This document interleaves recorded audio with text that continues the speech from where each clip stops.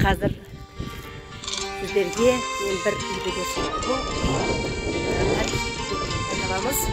Бұл үйді Жүсіпбек Аймауытовтың шәкірті Рахметолла ағамыз 18-ші ғасырда өмір сүрген Рахметолла Нұрбек қазір қара шаңырақтың иесі Абашев ағамызбен Жұмагүл апайымыз, балалары, немерелері барлығы бұл тарихи өткен шара. Мұнда Қабашаға дейміз. Рахметолла ұстаздың тұяғы асылдың сынығы тұрады. Ыбырай қажыдан тараған тармақ десекті болады. Ең бастысы Рахметолла Үпекұлы Жүсіпбек Аймауытовтың шәкірті. Қадірлі достар, қазір ол туралы тек дәулеттің ұрпағы өзі тарқатады. Әкем туралы айтайын бірінші. Бұл Рахметолла 1903 жылғы көрінеді. 60 жылғы болып, документ 60 жылғы болған. Бұл кісіге үкіметтің жаңа келген бетінде Жүсіпбек Аймауытов Үрпек деген жер бар осында. Біздің ата қыстауымыз. Ыбырайға деген адамның тұқымымыз. Сол кісі оқытқан ғой. Алла Аймауытов 30 жылдана елден қаттанайтын балалар жинапты. Мына Павлодарға апарып оқытты. Онда біз мына Үрпек бөлімшесінде Қызылтау округіне қарайды екенбіз. Баян мына Қызылтау округі дейді ғой. Қызылтау округіне қарап,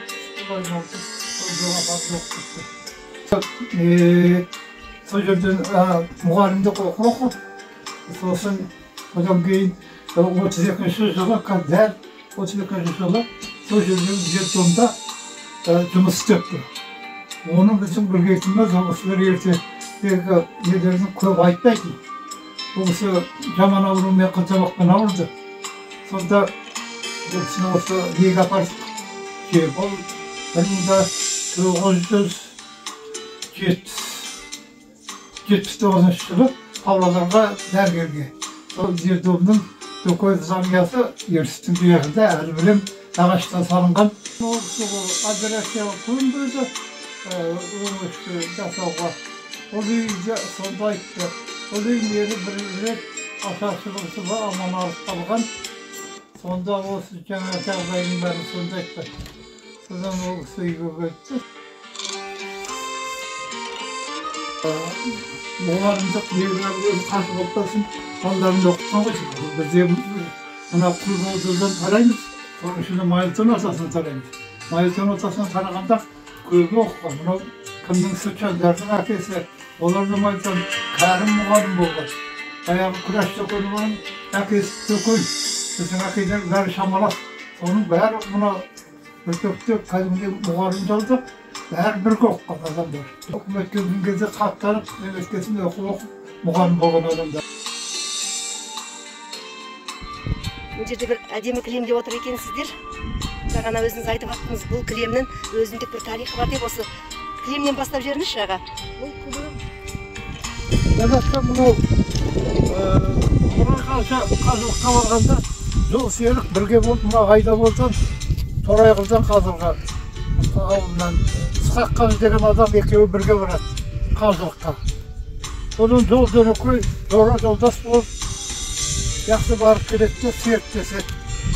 Қайсымызда ұл бар, қайсымызда қыз бар, құда болайық дейді. Содан екеуі сөздердің құда болады. Сол Ыбырайдың Жәнібек қауым 4-ші баласы Айнабек, Ысқақ Қажының 3-ші қызы Бәкен, Бәкеме өзіміз бүкіл ойнары, түгілі аяқта деп атап кеткен. Сол кісі екеуі үйленіп, асқап, құрандар болып, сол кісілерден келген кілем.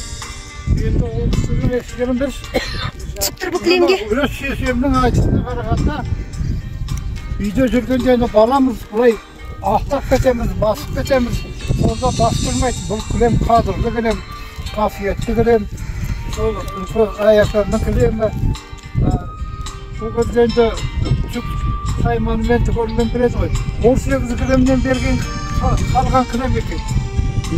Әлбетіміздің балалар қысы ебап химчисткаға беріп, содан алдыда беріп. Әрине, көненің көзі, ескі жәдігер.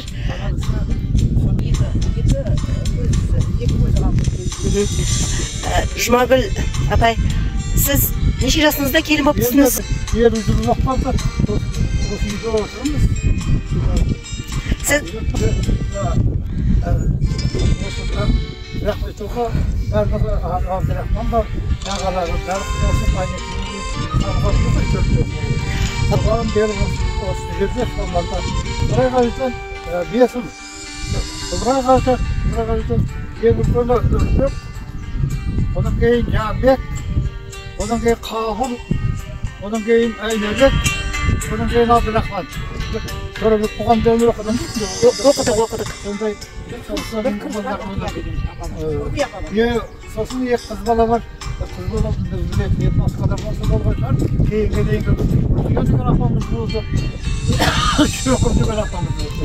Аға, сіз қазір осы ауылдағы ақылгөй ақсақалдардың бірісіз ғой. Үлкендер қазір ауылда азайып қалды ма? Үлкендер енді бұл ауылда қазір азайып, менің өзім осылай отырған осы соның өзінде шешімін. Біріншен көріміз 90-ға тоғалдыға әуекер ақсақал. 90-нан асты ғой деймін кісі. Одан кейін мына 80-ге тақап қалды қыз. Алтабай ақсақал. Үшінші мен болам. Одан кейін өзі әрмен қарай кете бастайды. Ауылда Рахметолла атамыз қай жылдары мұғалім болды? Енді ол біздің әкей өзі жаңағыда айттым ғой, ертеде сол неден сонда бәрінде жұмыс істеп келген соғыстан кейінгі жылдары менің ойымда. Менің есімдегі. Біз өзі кейінгі мына Қарадөң деген ауылға мұғалім болған колхоз болған. Ол колхоз жабылып осында келіп, осы Шоманда, мен ес білгені Шоманда мұғалім болып істеді. Тағы да қайтадан Қарадөңге барып 400-лық мектеп болған Қарадөңде. Қарадөңден пенсияға шықты. Жандарыңызда отырған торғын, ол текті әулеттің келіні болып отыр ғой, сіздің? Текті әулеттің біздің Ыбырайғажының кедеуілі, Абдрахманның келіні, Үлебек ағамыздың келіні болып келеді. Аға, қазір ауылда қанша там қалды, қанша шаңырақ бар? Қанша шаңырақ, қанша үй бар? Енді бұлай екі жерде тұрған бол. Мен де мына келінімнен өтірім 20 шақты шаңырақ бар, 20-да. Басқа жерге кеткендер бар, қызмет ауыстырғандар бар. Бұл осы бұрын енді кейіннен әлгі южный атанды. Негізі бұл Көксарының қара шаңырақ осы соңынан ғой. Ең бірінші соққазым орталық осы жерде болған. Болғанда көшіп болғанда енді бір жағы күлкіл, бір жағы шын. Басқа сақпазалға көшіп болғанда айтатын көрмеді. Көзден шөрге көшіп кетіп қойды. Осы көрі мына осы жердің қонақ жайлығы дегеніміз. Бұл жердің басқа енді халқының бұлай бір пиғылы деген өзгеше. Ондай бұл енді біздің ең мықты болған басшыларымыз аны Шәкеріп Қорабаймен кейде Ұрымтай Шөкеевич болды, директорымыз болды. Ақсақалдың кезінде істедім. Шоқырдың ақсақалдың кезінде істедім. Темірдегі атомды болды. Өзім мына Красноярскінің Шелқос техникумын бітірген, соның ауыл шаруашылық бөлімін. 30 жылдай осында бригадир болдым. Шөп шаққыздым, егін алғыздым, егін салғыздым. Кейінгі сақпыз тарайтын жылдары, кейінгі жылдары есепші болдым, мұқалтыр болдым. Басқа жерге ауысып, өштік кетті де, содан есепші болып, мұқалтыр болдым. Молдадегі Ұрымтай марқым болып кетті. Ана кім? Бақсы Шекебаев игілік марқым болып кетті. Кейін бұна Аманбек деген Қоқымбай Аманбек көштеген баяғымен білдірістен. Ол кезде балаларды еңбек ертен аласар ғой. Өткенге бір көз жүгіртіп, сол жастағы келін болып кеткендегі сол кездегі Жұмагүл апай бүгінде міне үлкен, салиқалы, бәйбіше, ақжаулықты ана болып отырсыз.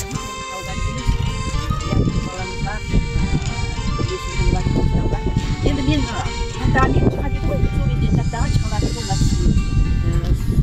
Асан деген қыздар болды, сол Асанмен бір уақыт бірге жүріп, осы тоқымызбен китап сүйекіміз үй болдық қой енді. Өте шығамыз өте тамашадан болды. Раушан өзі қыз болған, мені де қызымдай болды. Менен көшеге келін сияқты болмадым біразға дейін.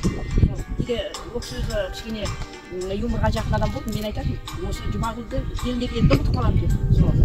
Өте тамашадан болды, сондай адам болды. Ол кісі ол балаларын оқытты, сол бәрін оқысын деп. Әбдірахманның Мақпұлза деген қызы болған. Ол кісі ерте қайтыс болды. Сол кісі ол кезде ертеректе өзің білесің ғой енді. Анау кісінің атын атамайды ғой. Ағасы болып тұрады енді. Сол кісінің атауымен таттаға деп кеткен. Зыққа деп айт дегенге тілі келмей, жықа деп тілі келген. Содан жықа болып кеткен. Барлығы ауылды атап кеткен. Енді ескілікте содан қамкені қайда Баян аға дейтіндер. Бізде көке жоқ аталып кетті, мысалы. Үйретті көке деп.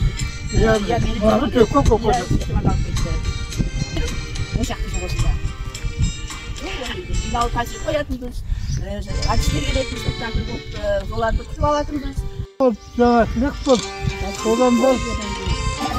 Ек қалқордың сосын барып, осында болды ғой. Бұл енді, жазатша мен енді осы жерден болмасын ғой енді. Суын ішкеміз жоқ, қыстығыны мұзын қойып іштік. Суын ішкені білмеймін, бір ертеректе болған. Тамаша түні көрініп атады асты. Мен енді бара кезінде алтын зорға жететін, сондай таза болатын. Олдалары мен білетін бізді осы Айнекен болды, Абырай Қажының баласы.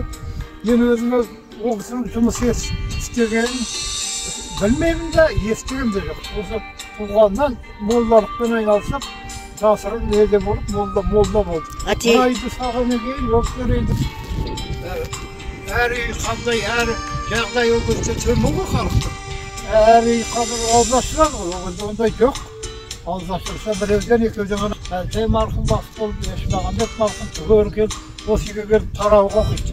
Садық бар, салық бар, түгел. Сонда есіктен бәріне сығарап, бәрі оқиды, соның бәрін тыңдап естік. Бұл атеистік заман жүріп жатқанның өзінде ауылдың ақсақалдары имандылықты қалдырмай серік етіп, бес уақыт намаздарын жібермей. Бес уақыт намазын мен есімді білген оны не қылған жоқ. Қаза қылған жоқ.